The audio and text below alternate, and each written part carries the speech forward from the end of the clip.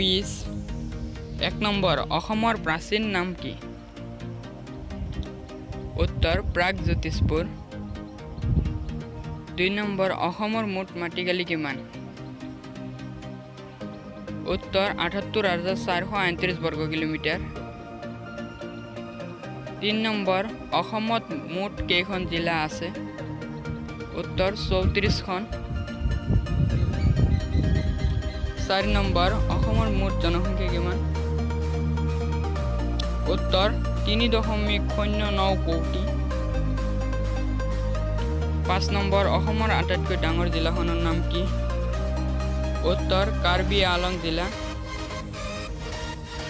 6 number অসমৰ আটাইতকৈ সৰু জিলাখনৰ নাম কি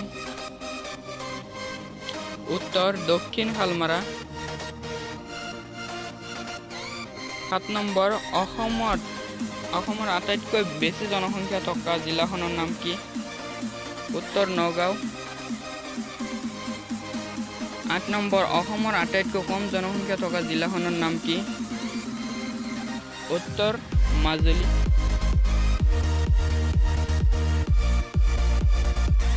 9 নম্বৰ অসমৰ জাতীয় সংগীত কি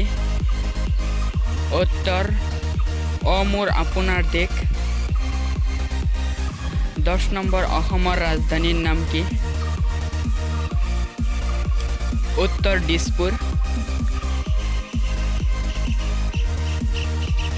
11 নম্বৰ অসমত মুঠ কিমানটা বিমানবন্দৰ আছে উত্তৰ 9টা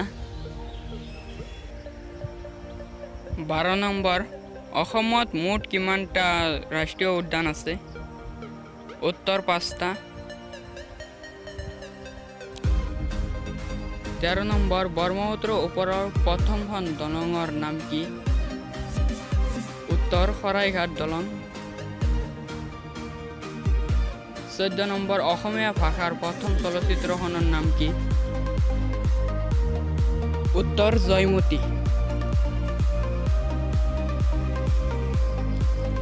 15 নম্বৰ অসমৰ প্ৰথম বিশ্ববিদ্যালয়ৰ নাম কি উত্তৰ গুৱাহাটী বিশ্ববিদ্যালয় 16 নম্বৰ লক্ষ্মীনাথ বেজবৰুৱাৰ জন্ম কেতিয়া হৈছিল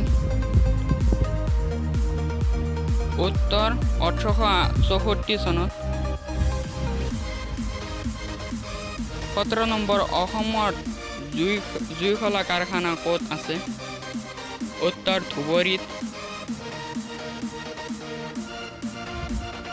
18 নম্বৰ প্ৰথম অসমীয়া উপন্যাসখনৰ নাম কি উত্তৰ ভানুমতী 19 নম্বৰ আহোমৰ প্ৰথম ৰাজধানী ক'ত আছিল উত্তৰ চৰাইদেউত 20 নম্বৰ মণিৰাম দেৱানক কেতিয়া ফাঁচি দিয়া হৈছিল উত্তৰ 1858 চনৰ 26 ফেব্ৰুৱাৰীত